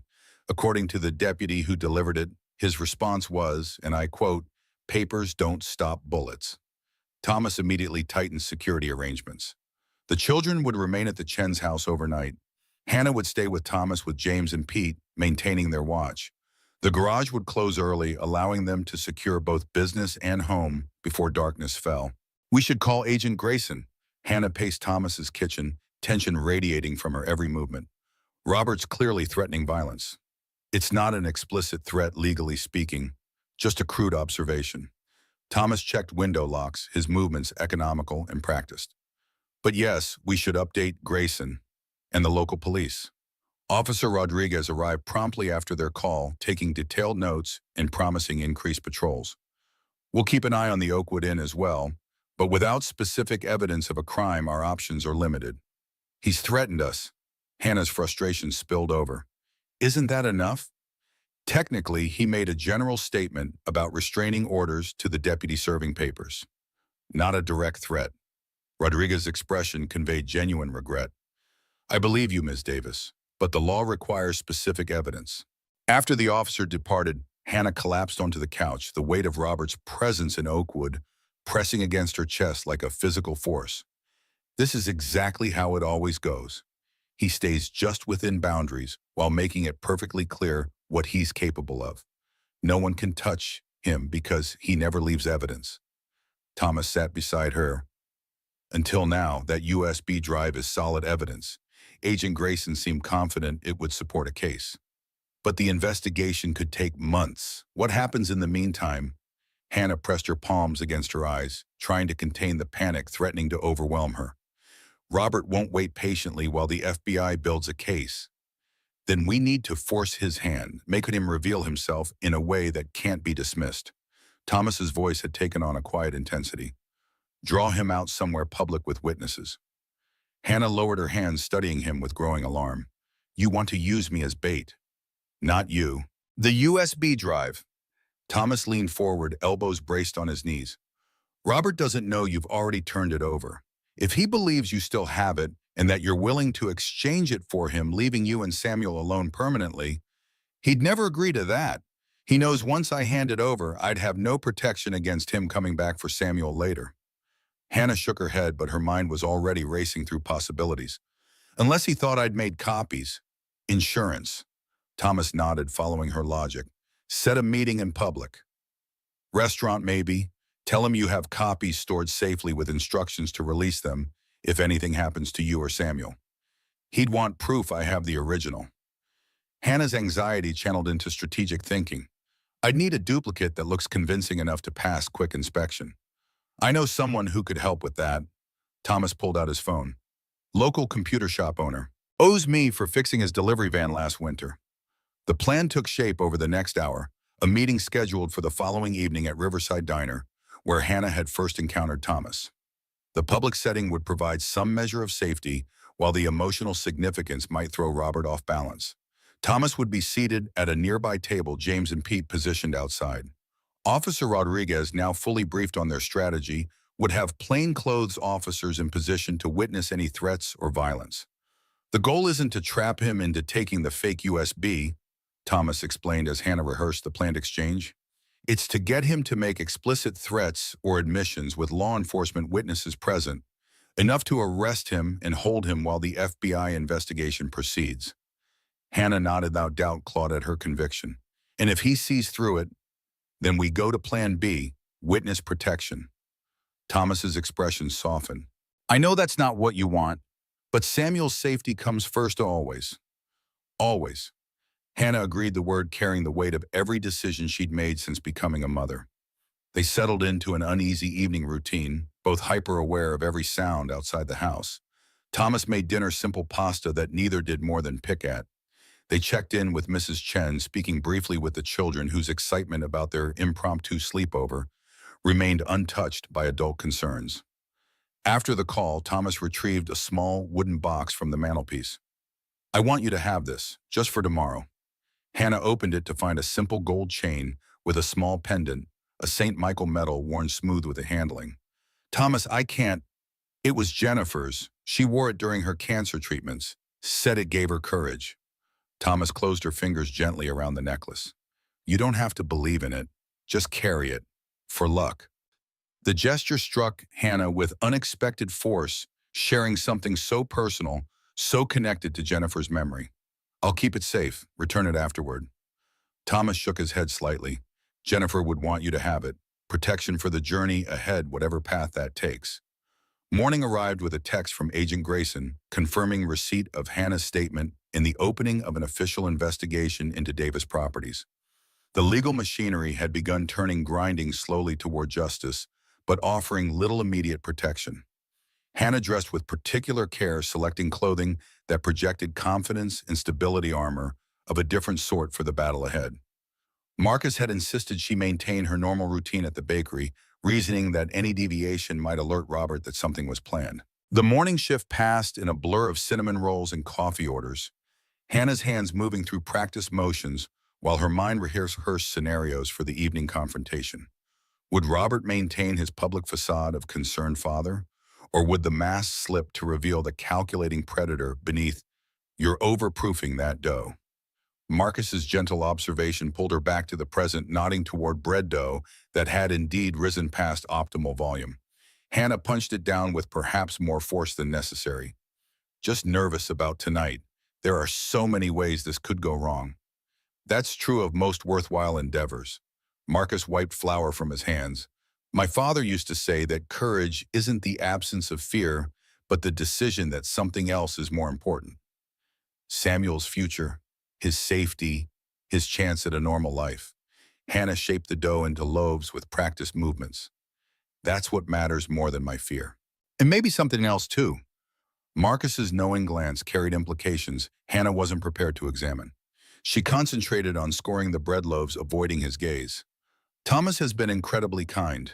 He and Abby both. Kindness is just the beginning of what I've seen developing between you two. Marcus slid the loaves into the oven. Thomas was a ghost for 3 years after Jennifer died, going through motions existing without living. Then you showed up at his table and suddenly he's making plans again, thinking beyond the next oil change or parent-teacher conference. Hannah's hands stilled on the counter. I can't replace Jennifer. No one's asking you to, least of all Thomas. Marcus adjusted the oven temperature. Hearts aren't replacement parts. They're more like gardens, capable of growing new life even after the harshest winter. The bakery door chimed, interrupting their conversation. Hannah glanced up, her breath catching, as Robert Davis entered, impeccably dressed in a tailored suit that probably cost more than she'd earn in a month at the bakery. His smile, the public one that had charmed neighbors and colleagues for years, revealed nothing of the calculations surely occurring behind his eyes. Hello, Hannah. His voice carried the precise mix of concern and relief he'd perfected for authority figures and casual observers. You look well, considering the circumstances. Marcus stepped forward, placing himself partially between them. Can I help you, sir? The display case is over here if you're interested in our pastries. Robert's gaze never left Hannah's face. I'm not here for baked goods, just a word with my wife about our son. Ex-wife. Hannah's correction emerged steadier than she felt. And you're violating a restraining order by being here. Am I? This is a public business and I'm simply making a purchase. Robert selected a blueberry muffin from the display case, placing a $20 bill on the counter. Keep the change. The performance was flawless, reasonable man, generous, customer, concerned father. Only Hannah could see the cold calculation behind his eyes, the subtle threat in his relaxed posture. She'd learned to read these signs during years of navigating his moods, anticipating eruptions of the rage that lived just beneath his polished exterior. Our meeting is still on for this evening. Robert's question carried the weight of command rather than inquiry. To discuss Samuel's future, Hannah nodded, once maintaining the fiction they'd established via carefully worded text messages. 7 o'clock, Riverside Diner. I look forward to resolving this situation amicably. Robert's smile never reached his eyes. For Samuel's sake. After he departed, Hannah braced herself against the counter, legs suddenly unreliable. Marcus placed a steadying hand on her shoulder. You okay? He's testing boundaries, letting me know he can reach me anywhere. Hannah's voice sounded distant to her own ears. It's what he does, establishes dominance before negotiations. You're not alone this time. Marcus squeezed her shoulder gently. Remember that. The remainder of the day passed with excruciating slowness, each hour stretching endlessly as the appointed meeting time approached. Hannah finished her shift, returned to Thomas's house to change clothes, checked in with Mrs. Chen about the children, and reviewed the plan one final time with Officer Rodriguez. We'll have officers at 3 tables plus 2 outside. If he makes any threats or admissions regarding the evidence or his intentions toward you or Samuel, we can arrest him. Rodriguez checked his concealed microphone. The wire you're wearing will transmit to our recording equipment. Try to get him talking about why he wants the USB drive specifically. Hannah nodded, hyper-aware of the small device taped between her shoulder blades. And if he searches me, he won't risk that in a public restaurant. Thomas's certainty provided minimal reassurance. But if anything feels wrong, any hint that he's onto us, you walk away immediately. Signal word is cheesecake. Say it, and we move in regardless of whether we have cause for arrest. 6:45 found Hannah seated at a corner booth in Riverside Diner, the same table where Thomas had once maintained his solitary vigil. The symmetry wasn't lost on her, another fateful encounter in this unremarkable roadside establishment. Thomas occupied a booth across the restaurant, positioned to observe without being immediately visible to someone entering. James sat at the counter, appearing absorbed in the evening paper. Officer Rodriguez and his partners blended with the dinner crowd, indistinguishable from ordinary patrons. At precisely 7 o'clock, Robert entered. His calculated punctuality, neither early enough to suggest eagerness nor late enough to establish dominance through waiting, typified his approach to power dynamics. He surveyed the diner with a practiced glance before sliding into the seat across from Hannah. "You're looking better than when you ran off. Less desperate." His assessment carried the same detached interest he might apply to evaluating property improvements. "Samuel doing well in his new school?" Hannah ignored the provocation. "I have what you want. The question is whether you're prepared to give me what I need in return." "And what would that be?" "Besides my son, whom you kidnapped." Robert signaled to Doris for coffee, his manner relaxed despite the accusation. "Legal documentation guaranteeing you'll drop all custody claims and leave us alone permanently." Hannah kept her voice steady, focusing on the script they'd prepared. "In exchange for the USB drive and all copies." Robert's laugh held no humor. "You expect me to sign away my parental rights for some stolen files you've developed quite an imagination during your little adventure." "Not imagination. Leverage." Hannah leaned forward slightly. "Those files document every transaction between Davis Properties and Midwest Pharmaceutical Supply. Every shipment, every payment, every distribution center. Enough to put you away for 20 years. A flicker of something rage, perhaps, or calculation crossed Robert's features before his mask of civility reasserted itself. "Those are legitimate business records you've misinterpreted, but returning my property would certainly create goodwill in our ongoing custody discussions." "Stop. We both know what those records show." Hannah reached into her purse, extracting the duplicate USB drive they'd prepared. She placed it on the table between them, but kept her hand covering it. "I want a guarantee in writing that you'll leave us alone. Or what you'll release the files." Robert's smile tightened. "To whom? The police, FBI? Do you really think I don't have protection in those agencies?" Hannah felt a chill at the implication. Could Robert have corrupt contacts in law enforcement? Was that why he'd operated with impunity for so long? She pushed forward regardless. "I have multiple copies stored securely. If anything happens to me or Samuel, they go public immediately." Always so dramatic. Robert sipped his coffee with theatrical casualness. "Let me be clear, Hannah. You will return my property wind of it. You will bring my son back to Ohio. You will resume your responsibilities as my wife and Samuel's mother. Or I will destroy everything and everyone you've attached yourself to in this pathetic little town." The mask had slipped, revealing the true Robert beneath the polished exterior. Hannah pressed her advantage. "Are you threatening me? Or perhaps Thomas Warren and his daughter? That would violate several laws, not to mention the restraining order." "The mechanic, is that who you're spreading your legs for now?" Robert's voice remained conversational despite the crudeness. "He seems to have quite the hero complex, saving the damsel and her son. How touching." Hannah felt her cheeks flush with anger, but maintained her focus. "This isn't about Thomas. It's about you and your illegal activities." "It became about Thomas Warren the moment he interfered in my family matters." Robert leaned forward, his voice dropping to a menacing whisper. "Did you think I wouldn't investigate him? The tragic widower, the struggling business, the daughter without a mother. You certainly know how to pick your marks." The deliberate cruelty sparked Hannah's anger. "Leave them out of this." "Too late. You involved them the moment you crawled into his bed." Robert's fingers drummed once against the table, a telling sign of the rage building beneath his controlled exterior. "Here's what happens now.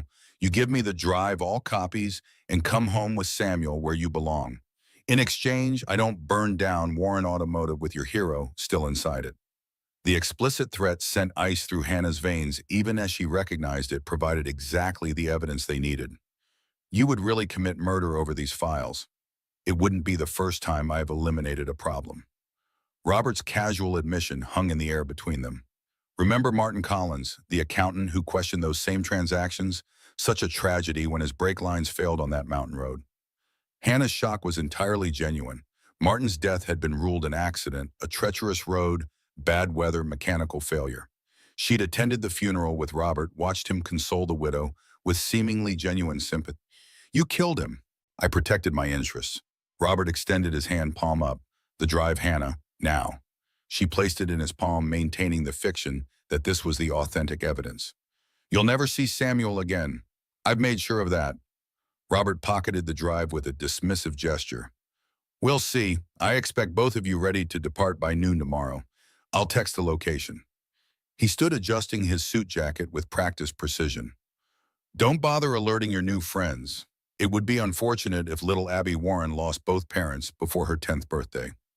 As Robert turned to leave, Officer Rodriguez approached the table badge displayed. Robert Davis, you're under arrest for making terroristic threats, violation of a protective order, and conspiracy to commit murder.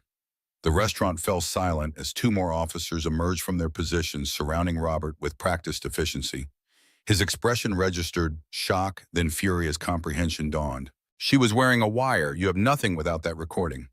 Actually, sir, we have several witnesses who heard your threats clearly, including your admission regarding Martin Collins. Rodriguez recited the Miranda warning as his partners handcuffed Robert. You have the right to remain silent. Hannah remained seated, legs suddenly too weak to support her weight. Across the restaurant, Thomas made his way to her table, navigating between curious onlookers as the officers escorted a still protesting Robert outside. You did it. Thomas slid into the booth across from her, his eyes searching her face for signs of distress. Are you okay? Hannah nodded, though okay seemed an inadequate description for the emotional tempest roaring through her. He admitted to killing Martin. I never suspected. I attended the funeral. Hugged Martin's wife while standing next to his murderer. Thomas reached across the table, his hand covering hers. You couldn't have known. Men like Robert excel at compartmentalizing their darkness. Officer Rodriguez thinks the murder confession will be enough to hold him without bail. Combined with the financial evidence I provided to Agent Grayson, Hannah trailed off, the enormity of what had just transpired finally registering. It's over. He's really going to face consequences. Yes. Thomas squeezed her hand gently. You're free. Both of you. The simple declaration unlocks something within Hannah, a dam holding back 3 years of fear, vigilance, and desperate hope. Tears spilled unchecked down her cheeks, her body trembling with the release of tension she'd carried for so long, she'd forgotten what it felt like to exist without it. Thomas moved to sit beside her, his arm providing steady support as the emotional storm crested and gradually subsided. Neither spoke, no words could adequately address the seismic shift in Hannah's world. Robert was gone, the threat neutralized. The future, once a narrow path of survival, had suddenly expanded into uncharted territory filled with possibilities both exhilarating and terrifying. Later, after giving her formal statement at the police station and speaking with Agent Grayson about next steps in the federal investigation, Hannah found herself back at Thomas's house. The children remained safely at the Chens for the night, allowing the adults space to process the evening's events. Thomas handed her a mug of tea, the ceramic warm against her palms. Catherine called. The confession about Martin Collins changes everything. The Ohio State Police have reopened the investigation into his death, and with the financial evidence you provided, they are building a solid case. What happens now? Hannah stared into the amber liquid, searching for clarity among the swirling steam. Legally, Robert faces multiple charges in multiple jurisdictions. Catherine thinks he'll be denied bail given the flight risk and the seriousness of the accusations. Thomas sat beside her, his own mug cradled between weathered hands. The custody issue becomes straightforward with Robert in custody and facing criminal charges. You'll be granted full legal rights to Samuel. Hannah absorbed this information, the legal certainty providing foundation beneath the shifting ground of her emotions. And beyond the legal aspects, what happens to us now? The question encompassed territories neither had explicitly explored, the connection forming between them, the integration of their children's lives, the tentative future they might build together. Thomas set down his mug, turning to face her fully. That depends on what you want, Hannah. You're free to go anywhere, do anything. Start fresh somewhere new if that's what feels right. And if staying feels right, the question emerged barely above a whisper, vulnerability threading through each syllable. Then you stay. Build a life here. Continue at the bakery, enroll Samuel permanently in school, find an apartment when you're ready. Thomas paused, something unspoken hovering between them. Or you could stay here with us, not as temporary guests, but as family. The word hung in the air, weighted with meaning and possibility. Family. Hannah tested the concept, rolling it around like an unfamiliar language. I haven't had that in a very long time. Neither have Abby and I, not really. Thomas's honesty laid bare the parallel journeys they traveled, different paths leading to the same destination of loss and loneliness. But maybe that's why this works. We recognize the empty spaces in each other. Hannah thought of Jennifer's yellow kitchen, of Abby's science projects spread across the dining table, of Samuel's laughter echoing through rooms that had known too much silence. She thought of Thomas's quiet strength, his unwavering support, the way he'd risked everything to protect people who'd entered his life through random chance, or perhaps something more deliberate if Jennifer's belief in cosmic connections held any truth. I'd like to stay, see where this leads. Hannah's decision crystallized as she spoke the words. Not rushing, but not hiding from it either. Thomas nodded, relief visible in the softening of his features. One day at a time, we'll figure it out together. The following morning brought sunshine and unseasonable warmth. Hannah and Thomas collected the children from the Chen's house, explaining in age-appropriate terms that Samuel's father had done some bad things and would be away for a very long time. Samuel absorbed this news with surprising equanimity. So we don't have to leave. We can stay here with Mr. Thomas and Abby. If that's what you want, sweetheart. Hannah watched her son carefully for signs of distress. Samuel considered this with the solemn deliberation of childhood. I like it here. My teacher says I'm good at science, and Abby's teaching me chess. Very badly, Abby interjected with a grin. He keeps trying to move the rooks diagonally. That's because the castle should be able to go anywhere. Samuel's indignation triggered laughter from both children, the sound washing away the remaining tension of the previous day's events. 3 months passed with remarkable swiftness. Robert remained in custody, denied bail due to the severity of the charges and evidence uncovered during the expanding investigation. Davis Properties faced federal seizure as investigators documented its role in pharmaceutical distribution across multiple states. Hannah provided ongoing testimony, her cooperation strengthening both the criminal case and her position in the now uncontested custody proceedings. Life in Oakwood settled into comfortable rhythms. Hannah continued working at Golden Crust, her natural talent for baking, leading to increased responsibilities. Samuel thrived in school, particularly in science classes, his natural curiosity nurtured by teachers who recognized his potential. Thomas and Hannah's relationship evolved with careful deliberation, neither rushing nor denying the deepening connection between them. The apartment with yellow walls remained Hannah and Samuel's official residence, though they spent increasing time at Thomas's house. As Christmas approached, Hannah found herself preparing for Golden Crust's holiday charity dinner, a community tradition Marcus had maintained for decades.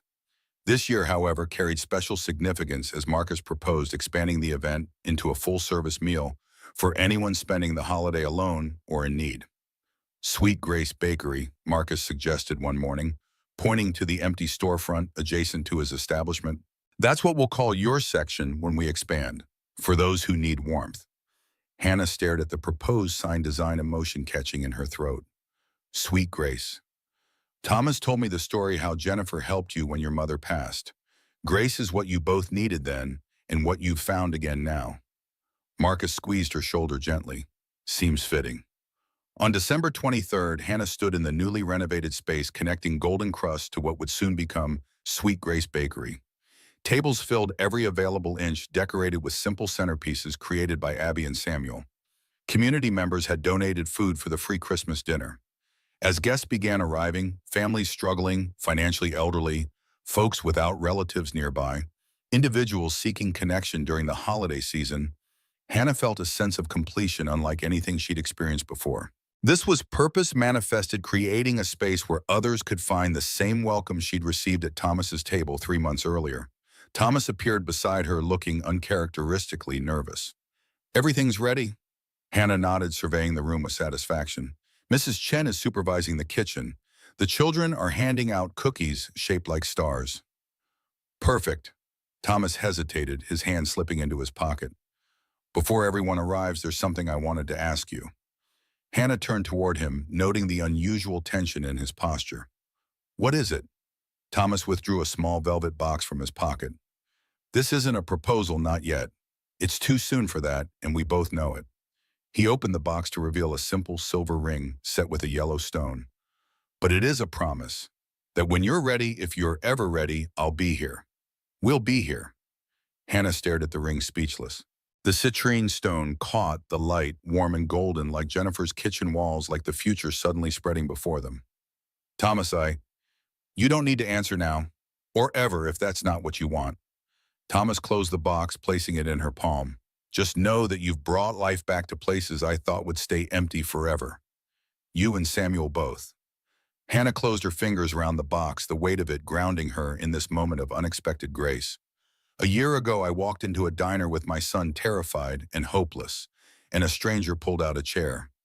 Best decision I ever made. Thomas's smile reached his eyes, the grief that had once dominated his features, now merely one thread in a more complex tapestry. Hannah placed her free hand against his cheek. Thank you for seeing us, for making space at your table. Thank you for filling the empty chairs. Thomas covered her hand with his own. For helping me learn that some tables set for loneliness end up feeding love instead. Behind them, guests continued arriving, filling the bakery with conversation and laughter. Samuel and Abby darted between tables, distributing cookies and collecting hugs. Mrs. Chen supervised volunteers serving dinner. Marcus greeted newcomers with booming welcome. And in the midst of it all, Hannah and Thomas stood together, two people who had lost everything, found each other in the wreckage, and begun building something new. Not a replacement for what had been taken, but a continuation of the fundamental truth Jennifer had recognized a decade earlier, that kindness creates endless ripples, connecting people who need each other across time and circumstance. Outside, snow began falling against the darkening sky. Inside Sweet Grace Bakery, the sign glowed bright against the winter night. Warm meals, warm hearts. And beneath it, a family forged not by blood, but by choice, gathered around tables no longer empty, chairs no longer waiting, hearts no longer alone.